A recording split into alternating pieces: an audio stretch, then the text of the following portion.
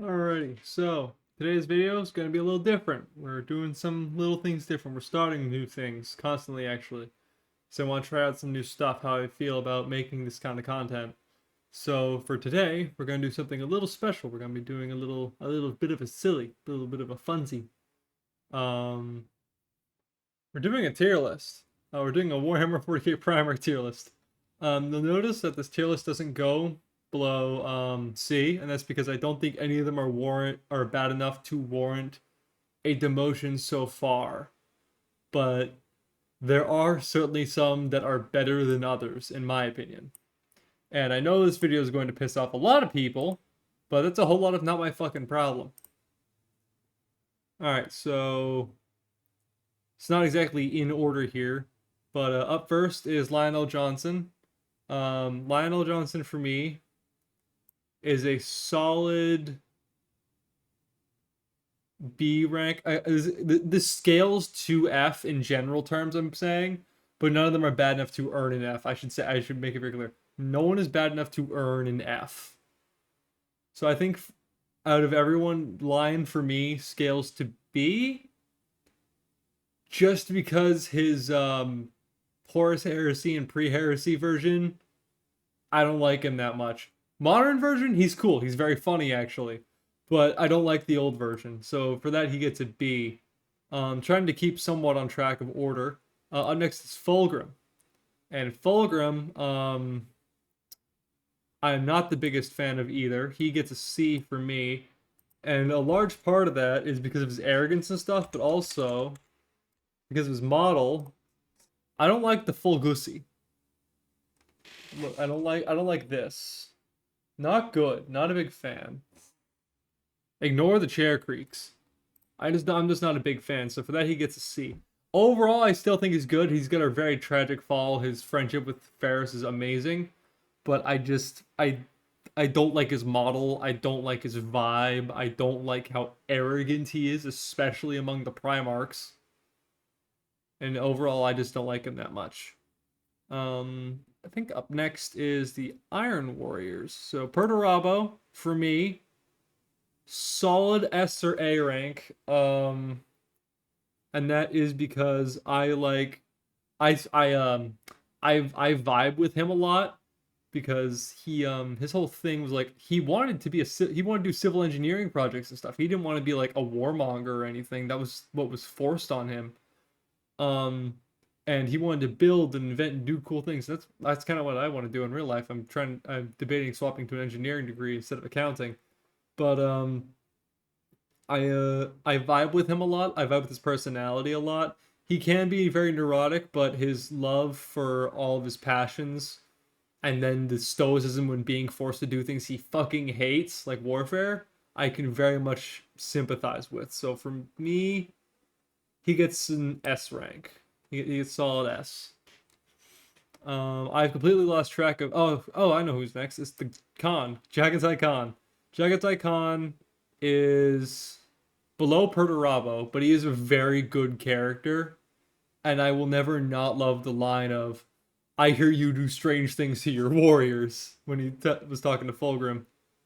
I wish he was back in the modern day, and genuinely, when they were talking about the Emperor's Children release, I thought they were going to release the Khan, like when they released Angron and Lion at the same time. I thought they were going to release the Khan too. And I was very upset that they didn't, because I thought he would be a lot of fun to bring back. I have no idea who's next in the order of legions, so I'm just gonna pull eeny meeny miny mo. Okay, Rabute Gilliman, A tier, solid in the middle of all his brothers. I like his tragedy in the modern age. I like everything he's tried to do. And I genuinely think among all the Primarchs, he is one of the best of them overall. And that doesn't. Well, and you may think, oh well, why'd you put him in A? Because this is my ranking of how I like them, and I don't like him as much as the others. But overall, Rabute is one of the best Primarchs. He made sure all the plants he set up would be able to pay their tithes and not be like fucked over permanently as soon as he left. He runs Ultramar. He tries to be kind of benevolent with it, and he's not just the fucking worst unlike some of his siblings were, especially when it comes to dealing with mortals. And that's something I really appreciate. Eeny, meeny, miny, mo. All right, Ferrus Manus. Um, he gets to go with his best buddy. Actually, Fulgrim gets to go beneath him. Um, I, I bet they did that. Ferrus Manus. I do like Ferrus. Ferrus is cool. Ferrus is a blacksmith. He's a craftsman, but he's so to me. I he wanted to teach his sons like, oh, don't do the whole iron within iron with, or not iron within iron without, that's Perturabo. The whole like the flesh is weak thing, like that's stupid. He was going to correct that actually pretty soon after he died. He was planning, like right before he died, he was like, I need to talk to my sons about that. We should work on that. That's not no, that's wrong. And then he died, and now his sons are in a perpetual state of grieving. And that's really sad to me. That's really depressing. Um I just saw him as soon as I looked down at the list, so I'm just gonna say we're going with Rogel Dorn next. He is beneath the lion because as funny as TTS Rogel Dorn is, I don't like talking to a brick wall. That's pretty much it. Like his interactions with Sanguinius during the Siege of Terra were very heartwarming and very heartbreaking at the same time. And he had to be the one to carry the Emperor's broken body back from the Spirit of Vengeance, I think Horus's ship was called. I think it's the Spirit of Vengeance. And it's like, it's really sad, but at the same time, his response, I mean, he had a funny response to, which was to the magic pain glove of torturing himself. And all that's good and funny, but I just, I don't like his color scheme for one. I don't like his symbol. I don't like his personality that much. His story is good. His story is absolutely good. I just don't like him that much. Um, Up next, Magnus. Um, it's beneath Gilliman in A tier because I love one of the first factions I ever loved when I got into 40k was the Thousand Sons because I like the wizard group, Shadow Wizard Money Gang, but I don't like some of the things he did were kind of dumb, but also there's not a lot he could have known to change what he did. So I'm playing the neutral card here. He both did and didn't do anything wrong because while he did fuck up, if he actually knew what was going on, he wouldn't have made those fuck ups, which is again why I think the Emperor is a piece of shit. Despite me making 2 videos on him, I'm not the biggest Emperor fan. Horse has been staring at me saucy. If you know the full image of this picture, you know exactly what I'm talking about. Horus is at the top of A tier in my brain because Horus is like the favorite son of the Emperor who fell, and I don't vibe with him that much, but I can appreciate his story more than the others, simply because I the fall from grace story that is Horus, like literally the favorite to the arch heretic, really is a tragedy, and I'm a sucker for tragedies. But I'm like with the other ones, I didn't vibe with them that much. Horus's whole transition and like drowning his brother in his own blood, like holy shit, I haven't read I've like heard clips and shit of what of the end of the death, and I need those books so desperately. I've got to try and get them actually. Hopefully by the next couple months, I'm gonna get those books. But like, holy fuck, what he did to Sanguinius. That's why he's at upper in A tier because that's how it like the amount of positive emotion his story and him evokes in me is greater than than anyone below him basically. Sanguinius, I'm just gonna get this out of the way then. Peak, A boy, best boy, #1 character in Warhammer. Fight me. I am the biggest Blood Angels fucking sympathizer. I love Dante's story and him begging Sanguinius for death. I love Sanguinius, his personality, his care for his sons, everything. And genuinely, he's my favorite of all the Primarchs, and I wish he was War Master. We're ignoring the theories and plot, like, oh, the Emperor knew the heresy was going to happen. That's why he picked Horus and made enemies with who he did, because that way the Imperium would survive, blah, blah, blah. I'm ignoring all of that. I'm choosing not to pay attention to that right now. Sanguinius was best boy. He was also about to fall to chaos himself if it wasn't for fucking one of his sons. I forget his name off the top of my head, and it sucks because I love him. Hold on. Blood Angel Apothecary who sacrificed himself for Sanguinius. Who is this? Maros. Ignore that I'm using the AI. Maros. I love fucking Maros. And like all that whole story. And Sanguinius like genuinely mourns his sons, especially when he had to put them down himself from the Red Thirst. I love that's all that good tragedy shit, and I love that. All right, Lorgar.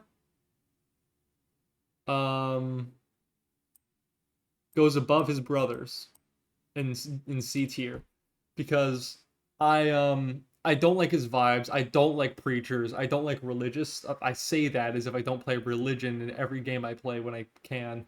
But I'm not a big fan of them in real life, and I'm not a big fan of his personality, his vibe, and especially because I don't like the fact that he caused all the fucking well, he was a big part of the all the problems that came after, and kind of his naivety with the Emperor and the Chaos Gods, and the whole the Emperor betrayed us and lied to us thing. Like that's stupid.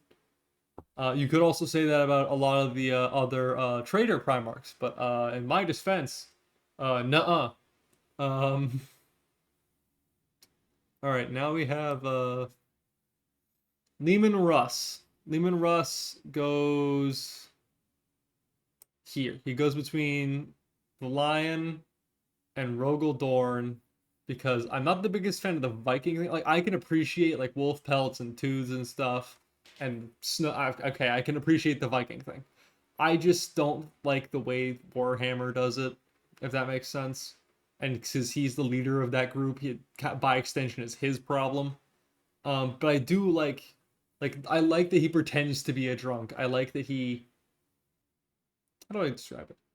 He like the whole like fake blundering idiot, but really is like he's really a cunning guy underneath all that. Like I can appreciate all that. I can appreciate him snapping his brother's spine like Bane was fucking awesome.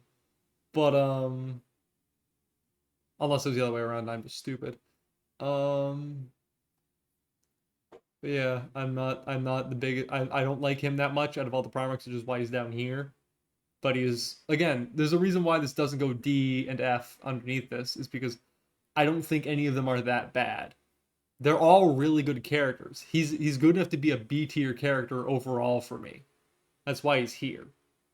Um, Angron currently from this list, top of S rank.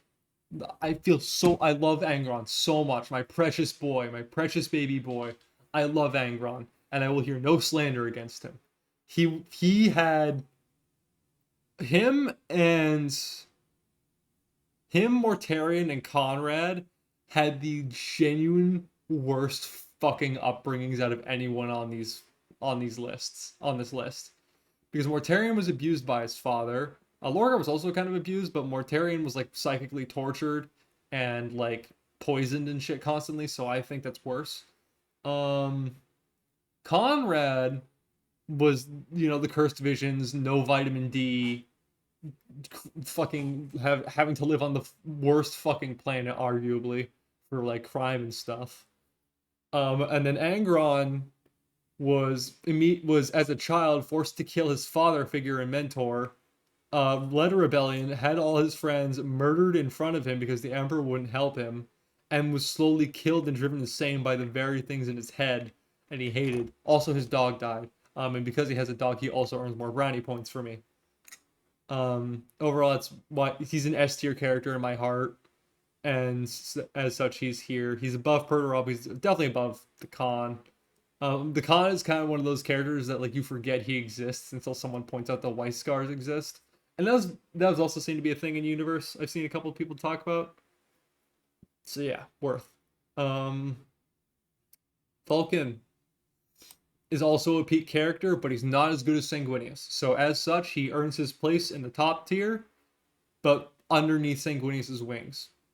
That is the only way Sanguinius is taller than Vulcan, but I love Vulcan's like kindness. I love his craft. I love the flame aesthetic. I love flaming things. And overall, I think he does a very good job at being a Primarch and being a character in my heart. I don't that didn't come out right, but you know, I love him. He's peak. Him and his Legion are peak. As such, he's up here with my boy. Corvus Corax. I'm going to be completely honest. I don't know nearly enough about him to rank him properly, so this is probably gonna piss off a lot of people. I do think the Raven Guard are cool. I think stealth is a good thing, and I appreciate all of that. I can appreciate all of that, but I don't know enough of him about him. But from my initial understanding of his vibes and personality and stuff, he gets in B tier above. He goes top B tier. He gets top B tier because I think he does a better job than these three at B tier. He's underneath Magnus in my heart.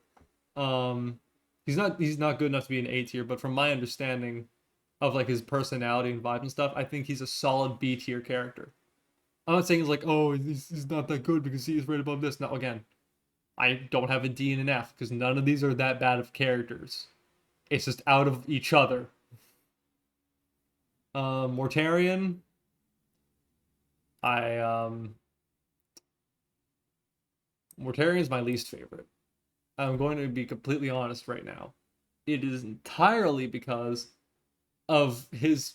First of all, I hate him because of the Council of Nicaea. That's also a point I have against Lehman and a couple others. But Mortarion in particular. Like, yeah, Magnus didn't do a good job with the speech on that. And Sanguinius and Khan certainly could have helped their cases better to keep psychers around. But Mortarion, like, definitely had, like, took his trauma and he didn't work on it.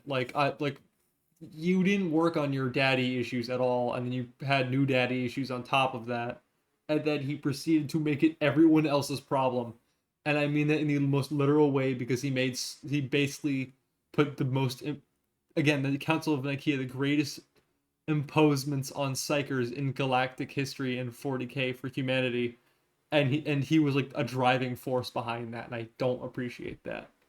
All right, so up next, out of the last two, I'm gonna say Conrad.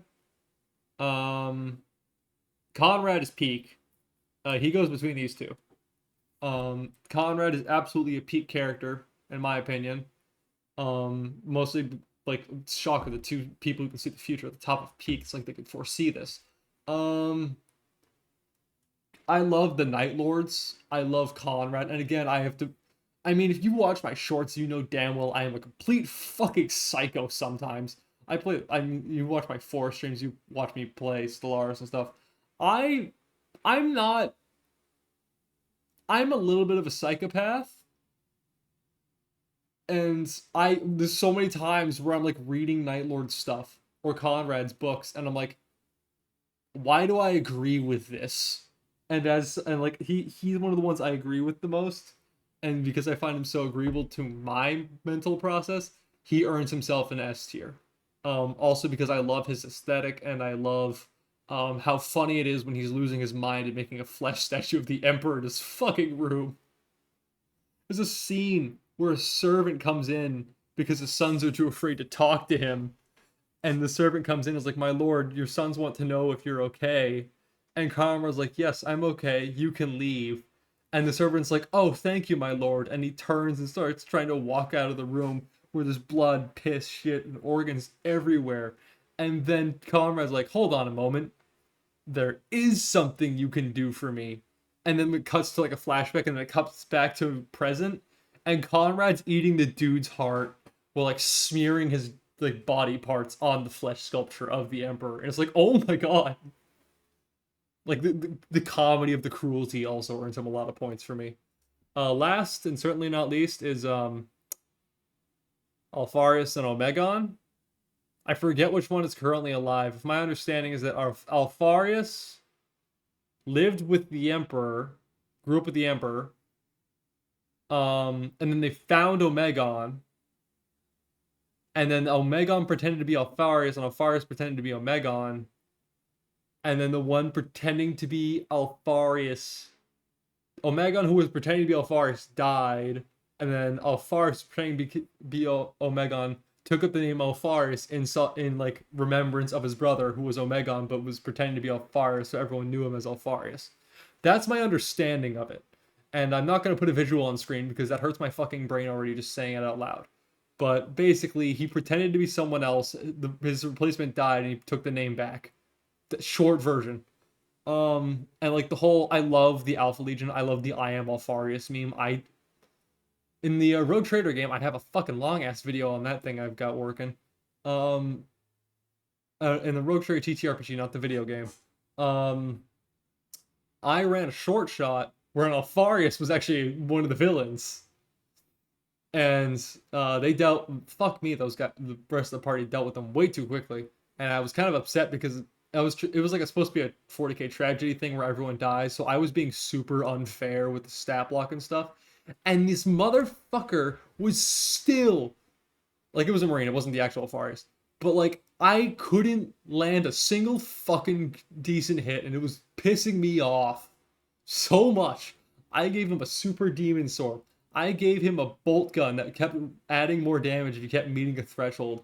I gave him a flamer that was basically a Zinch flamer as a gun, and he couldn't do shit. And the only good damage I got was a sneak attack I did at the beginning of the fight when they couldn't dodge, and it was so annoying.